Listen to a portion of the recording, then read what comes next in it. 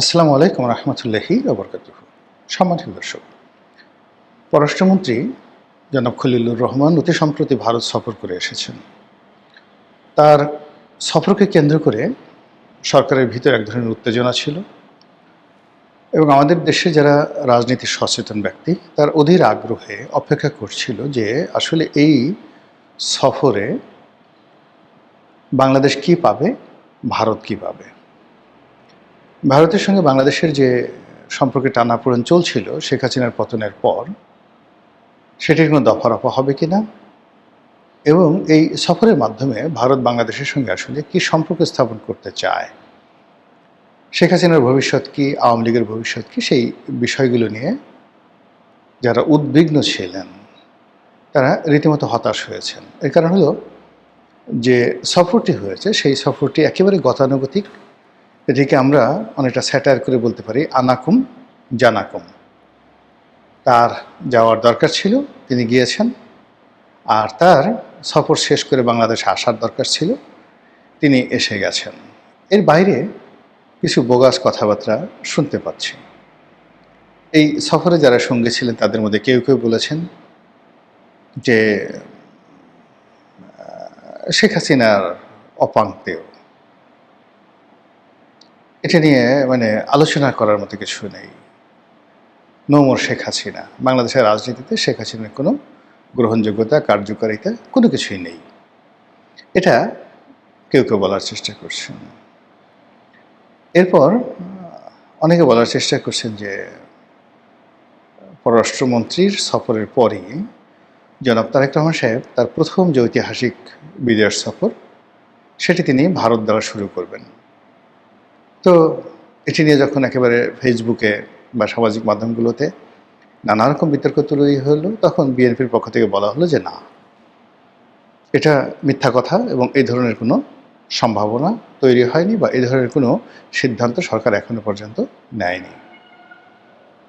Bharat visa বন্ধ করে রেখেছিল, বলা হচ্ছে যে ভারত ভিসা দেবে কন্ডিশনালি, যারা চিকিৎসা করার জন্য ভারত যেতে চায় সেই মেডিকেল ভিসা ভারত দেবে। কিন্তু এখনও পর্যন্ত এই খলিলুর রহমান সাহেব ফিরে আসার পর থেকে এখন পর্যন্ত ভারত যে বাংলাদেশকে ভিসা দিচ্ছে এটা ব্যাপকভাবে লক্ষ্য করা যাচ্ছে না। যাদের খুব ভালো চ্যানেল আছে, সম্পর্ক আছে, ভারতীয় দূতাবাসের সাথে সম্পর্ক আছে, তারা অনেকে যাচ্ছেন চিকিৎসা করার জন্য। আর বেশিরভাগ মানুষ যারা ফ্রিকুয়েন্টলি ভারত ট্রাভেল করতেন তারা অনেকে যাচ্ছে না। আওয়ামী লীগের লোকও যাচ্ছে না, বিএনপির লোকও যাচ্ছে না। এর কারণ হলো কলকাতা, দিল্লি, আগ্রা, তারপর কাশ্মীর, এরপরে আজমির, এ সকল এলাকায় এখন বাঙালিরা, আওয়ামী লীগের লোকজন গিজ করছে।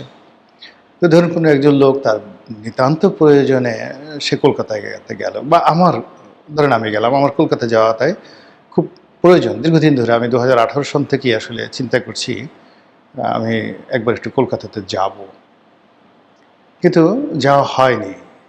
আগের আমলে যাওয়া হয়নি যে এয়ারপোর্টে গেলে শেখ হাসিনার লোকজন বাধা দিতে পারে, এয়ারপোর্ট থেকে ফেরত দিতে পারে। তো তখন সবাই লোকজন মনে করবে যে গোলাম মোল্লা রনির আসলে কোনো ক্ষমতা নেই, সরকারের সাথে তার সম্পর্ক অহিনুকূল সম্পর্ক, কাজেই তাকে একটা চাপ দিয়ে আসি যাও। তো ওই ভয়ে আমি আসলে এয়ারপোর্টে 2018 সনের পরে একবার বোধহয় 16 বা 17 সনে উমরা করার জন্য দেশের বাড়ি গিয়েছিলাম। এরপরে আমি আসলে আর কখনো বাইরে যাইনি, এই এয়ারপোর্টে হেনস্থার ভয়ে। এতে করে কী হলো, আমার ব্যবসা বাণিজ্য ক্ষতি হয়েছে। আর আমার ব্যবসা বাণিজ্য ক্ষতি হওয়া মানে এখন আমার যতটা না ক্ষতি, তার সে দেশের ক্ষয়ক্ষতি। এর কারণ হলো আমার এই ক্ষুদ্র জীবনে ব্যক্তিগতভাবে দুটো ডাল ভাত খাওয়ার জন্য যতটুকু সংস্থান দরকার সেটা তো আমার হয়ে গেছে। এখন আমি যা কিছু করব বা করতাম ব্যবসার জন্য, রাজনীতির জন্য, just two contribute the nation, ঠিক সেই জায়গাটা আপনি গিয়ে দেখুন এয়ারপোর্টে যে হেনস্থা হওয়ার ভয়, সেই ভয়ের কারণে আমার সেই ব্যবসা বাণিজ্য প্রত্যেকটা জিনিসই মাইনাসে চলে আসছে। 2 নম্বর হলো যে এখন যাচ্ছি না। যেমন আমার পাকিস্তান যাওয়ার খুব শখ ছিল এবং এখনও আছে, পাকিস্তান যাওয়ার শখ আছে, কিন্তু আওয়ামী লীগ জমানাতে কখনো পাকিস্তান যেতে পারিনি। বা ইরান যাওয়ার খুব শখ ছিল, যেতে পারিনি। ইরান গেলে আমেরিকা রাগ হবে, পাকিস্তান গেলে আওয়ামী লীগ রাগ হবে, এসে সেই ডিবি অফিসে ডাকাডাকি করতে পারে, নানা যন্ত্রণায়। কিন্তু অসাধারণ সুন্দর একটা দেশ আমার দেখা হয়নি পাকিস্তান। এরপর এই যে কলকাতার কথা যেটা বলছিলাম, কলকাতা যাওয়ার আমার একটা খুব শখ। আমার একটা খুব মানে ছোট, ছোট দুটো জিনিস আমার খুব কেনার ইচ্ছা। সেটা হলো বলি আপনাদেরকে, একটা ভালো কাশ্মীরি শাল। নিজের পছন্দ মতো, মানে এই আমাদের বাংলাদেশে যা পাওয়া যায়, ইন্টারনেটে যা পাওয়া যায়, এটা না, আমার পছন্দ মতো একেবারে ঘুরে ঘুরে ঘুরে ঘুরে একটা শাল কেনার আমার খুব ইচ্ছা। আমি কয়েকটা শাল কিনেছি, কিন্তু আমার ঠিক শেষ পর্যন্ত পছন্দ হয়নি। আরেকটা হলো আমার একটা ভালো লাঠি কেনার খুব ইচ্ছা। আগে দেখেন ওই যে একটা জমিদারি একটা লাঠি থাকে, ওরকম আমি তুরস্কে গিয়ে খুঁজেছি, মক্কাতে খুঁজেছি, তারপরে মিশরে তন্ন তন্ন করে খুঁজেছি। এখন আমার ইচ্ছা যে কলকাতাতে বিভিন্ন যে জায়গা আছে যেখানে ব্রিটিশ জমানার অনেক পুরনো লাঠি পাওয়া যায়।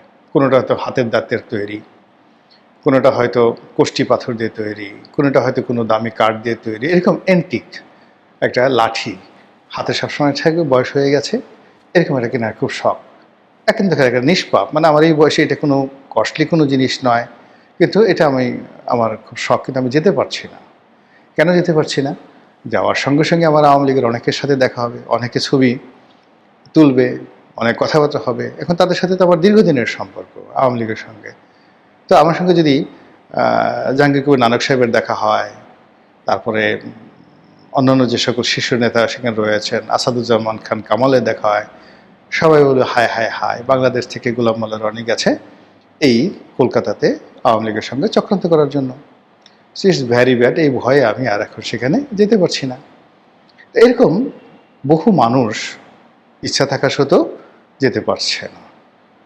এমনকি চিকিৎসা নেওয়ার ক্ষেত্রে আওয়ামী লীগের লোকজন এভাবে ভয় পাচ্ছে যে যদি হাসপাতালে গিয়ে কারোর সঙ্গে দেখা হয়ে যায়, তাহলে তো বাংলাদেশে আসলে মানে ডলা খেতে হবে, ইত্যাদি ইত্যাদি নানা কারণে। তো এই যে ভারতের সঙ্গে যে বাংলাদেশের আপনি গিয়ে ধরুন একটা সেন্সিটিভ সম্পর্ক, বা ওখানে আওয়ামী লীগের লোকজন আছে, সেই কারণে একটা সেন্সিটিভনেস তৈরি হয়ে গেছে এদেশের মানুষের মধ্যে। এটি দীর্ঘমেয়াদে আমাদের সবাইকে ক্ষতিগ্রস্ত করবে। সেই ক্ষতির থেকে রেহাই পাওয়ার জন্যে অনেকে আশা করেছিল যে খলিলুর রহমান সাহেবের ভারত সফরের মাধ্যমে ভারত বাংলাদেশ সম্পর্কের একটা সুরাহা হবে, বিএনপি আওয়ামী লীগের সম্পর্কে একটা সুরাহা হবে, রাজনীতিতে আওয়ামী লীগের ফিরে আসা, সেটা যে কোনো পর্যায়ে হোক, যে কোনোভাবেই হোক, এটা সুন্দর একটা পরিবেশ তৈরি হবে। কিন্তু বাস্তবে আমরা গিয়ে দেখলাম যে ভারতের পক্ষ থেকে কোনো কথা বলা হয়নি। এখানে জনাব খলিলুর রহমান সাহেব গিয়েছেন, যদি তার সঙ্গে নরেন্দ্র মোদীর একটা দেখা হতো, ইভেন তার সঙ্গে যদি শেখ হাসিনার দেখা হতো, তার সঙ্গে অজিত দোভালের দেখা হতো, তার সঙ্গে অমিত শাহের দেখা হতো, ওখানকার যারা পলিটিক্যাল যে সকল সাউথ ব্লক রয়েছে, নর্থ ব্লক রয়েছে, তাদের সঙ্গে তার দেখা হতো, কিংবা নর্থ ইস্ট যে ব্লকের যে সকল নেতৃবৃন্দ রয়েছে, এমনকি মমতা ব্যানার্জির সঙ্গে যদি খলিলুর রহমান সাহেবের কথা হতো, তাহলে মনে হতো যে রাজনীতির ভারত এবং বাংলাদেশের যে সম্পর্কের যে বরফ, সেই বরফ গলছে। কিন্তু সেটা না করে তিনি যখন ভারত সফর করছিলেন, তখন বাংলাদেশের ডক্টর শিরীন শারমিন চৌধুরী তাকে গ্রেপ্তার করা হলো। তিনি যখন ভারত সফর করছিলেন, তখন আওয়ামী লীগ নিষিদ্ধ হয়ে গেল পার্লামেন্টে। তিনি যখন ভারত সফর করছিলেন, ঠিক সেই সময়টিতে ১/১১ যে কুশীলব, তাদেরকে নিয়ে সরকারি যে সকল প্রোপাগান্ডা মেশিন রয়েছে সেখানে সঙ্গতি করেন এমন সব কথাবার্তা বলা হচ্ছিল যেটির দায় দায়িত্ব ভারতের উপর আসে। এর কারণে আমরা সবাই জানি যে ১/১১ যে ঘটনা বাংলাদেশে ঘটেছে, তার পেছনে ভারতের একটা বিরাট হাত ছিল। ১/১১ যারা কুশীলব রয়েছে, তাদের সবাইকে ভারতের হুকুমে বা ভারতের পরামর্শে শেখ হাসিনা সরকার সেফ এক্সিট দিয়েছিল। তো এই জিনিসগুলো নিয়ে যখন ঠিক এই মুহূর্তে নড়াচড়া হচ্ছে, তখন নিশ্চিতভাবে আমরা ধরে নেই যে ভারত এবং বাংলাদেশের যে সম্পর্ক, সেই সম্পর্কের যে বরফ, এটা গলেনি, বরং বরফ আরও জমাট বেঁধেছে, সম্পর্ক আরও দুর্বোধ্য হয়ে পড়েছে। তার প্রেক্ষিতে ভারতীয় পত্রপত্রিকাগুলো আবার নতুন করে বাংলাদেশের বিরুদ্ধে উঠে পড়ে লেগেছে। তারা ডক্টর মোহাম্মদ ইউনূসের বিরুদ্ধে যেভাবে লেগেছিল, এবং ডক্টর মোহাম্মদ ইউনূসের বিরুদ্ধে যে সকল দুর্নাম বদনাম তারা ভারতীয় পত্রপত্রিকা ছাপিয়েছিল, তাকে মিয়া ইউনুস নাম দিয়েছিল। আপনারা জানেন যে বিখ্যাত একজন পর্নো স্টার আছে মিয়া খলিফা। তো ডক্টর মোহাম্মদ ইউনুস একজন নোবেল লরিয়েট, বাংলাদেশের প্রধান উপদেষ্টা, কিন্তু ভারতীয় পত্রপত্রিকা তাকে কেউ কেউ বলতো মোহাম্মদ ইউনুস। তো মোহাম্মদ ইউনুস এই কথা বলে একই সঙ্গে তারা দুটো বিষয় ইন্ডিকেট করত, আমি এটার বেশি আর বলতে পারবো না। আরেক গ্রুপ তারা বলতো মিয়া ইউনুস। ডক্টর মোহাম্মদ ইউনুসের সঙ্গে মিয়া নামটি যায় না, তো যখনই তারা মিয়া ইউনুস বলতেন তখনই সঙ্গে সঙ্গে সেখানে তাকে অশ্লীলতা অশ্রাব্যতার সঙ্গে জড়িয়ে দেওয়া হতো। তো এই যে ধারাবাহিকতা, সেটা নির্বাচনের পরে এখন পর্যন্ত মোটামুটি ভারতীয় পত্রপত্রিকা বিএনপির ব্যাপারে নেতিবাচক মন্তব্য করেনি। কিন্তু ভারতীয় সোশ্যাল মিডিয়া, যারা সোশ্যাল মিডিয়ার যারা ইনফ্লুয়েন্সার, তারা আবার সেই পুরনো যে রোগগুলো, সেই রোগগুলো তাদেরকে পেয়ে বসেছে। তারা বিএনপির বদনাম শুরু করেছে। এই বিএনপির আমলে মৌলবাদ অতীতকালে যেভাবে নাড়াচাড়া দিয়েছিল, আবার সেই মৌলবাদ নাড়াচাড়া দিচ্ছে। আবার মাজার ভাঙা হচ্ছে, আবার পীরদেরকে পুড়িয়ে মারা হচ্ছে। আবার নর্থ ইস্ট, যে ভারতের যে উত্তর পূর্বাঞ্চলে যে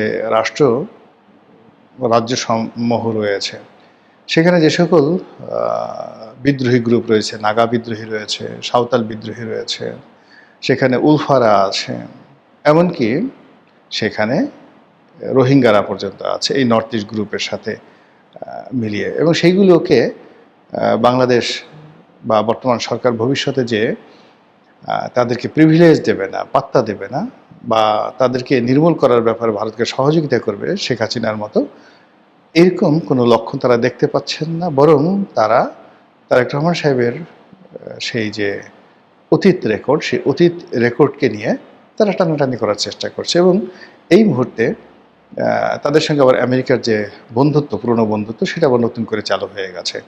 তো কাজেই ডোনাল্ড ট্রাম্প মধ্যে যেভাবে নরেন্দ্র মোদীকে বাদ দিয়ে বাংলাদেশের ব্যাপারে সরাসরি হস্তক্ষেপ তারা করছিলেন, সেটি সম্ভবত তারা এখন সেখান থেকে সরে যাচ্ছে। মধ্যপ্রাচ্যের যুদ্ধের কারণে রাশিয়ার সাথে কূটনৈতিক যে বিপর্যয়, তার কারণে এখন তারা চীনের বিকল্প হিসেবে এশিয়াতে ভারতকে তারা চাচ্ছে, খুব দরকার। এবং অন্যদিকে আবার পাকিস্তানের হাতকে তারা শক্তিশালী করছে। এই যে ইরান এবং আমেরিকার যে যুদ্ধ, সেই যুদ্ধে তারা দ্বিতীয়ালির যে ভার, এটা ইচ্ছে করে পাকিস্তানকে দিয়েছে, যেন পাকিস্তান রাষ্ট্রের যারা কর্ণধার তারা বিশ্ব নেতাতে পরিণত হতে পারেন। এমনকি যদি নওয়াজ শরীফ কিংবা অসীম মনির, এখন যিনি আছেন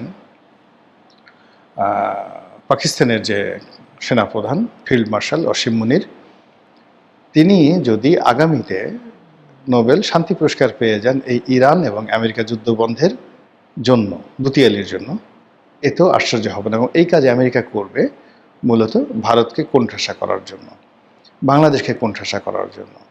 এবং এখানে বাংলাদেশে ঠিক পাকিস্তানের যে আধিপত্য, এটা বৃদ্ধি পাওয়ার জন্য। ফলে কি হলো, আমাদের যে ইউনুস এরা, কিংবা আমাদের যে ৩৬ জুলাই, কিংবা আমাদের দেশে যে সংবিধান ছুঁড়ে ফেলার ইতিহাস, আমাদের দেশের যে রিসেট বাটন চেপে দেওয়ার যে প্রকল্পগুলো, সেই প্রকল্পগুলো কিন্তু বন্ধ হয়নি, সেগুলো পুরোদমে চলছে। আর এই প্রকল্পগুলোকে ঠেকিয়ে দেওয়ার জন্য বিকল্প শক্তি হিসেবে ভারতের সঙ্গে বর্তমান সরকারের সম্পর্ক উষ্ণ করা এবং সম্পর্কে বরফ গলানো রীতিমতো ফরজে আইন। তাদের অস্তিত্বের জন্য এটা এত বেশি দরকার, যেটা আমি ভাষায় প্রকাশ করতে পারবো না। কিন্তু দুর্ভাগ্যজনক হলো সত্যি যে এই 2 মাসের মধ্যে এখনো পর্যন্ত সেই বরফ গলার কোনো নমুনা আমি অন্তত দেখতে পাচ্ছি না। মহান আল্লাহ আমাদের সবাইকে হেদায়েত দান করুন, হেফাজত করুন। আসসালামু আলাইকুম ওয়া রাহমাতুল্লাহি ওয়া বারাকাতুহু।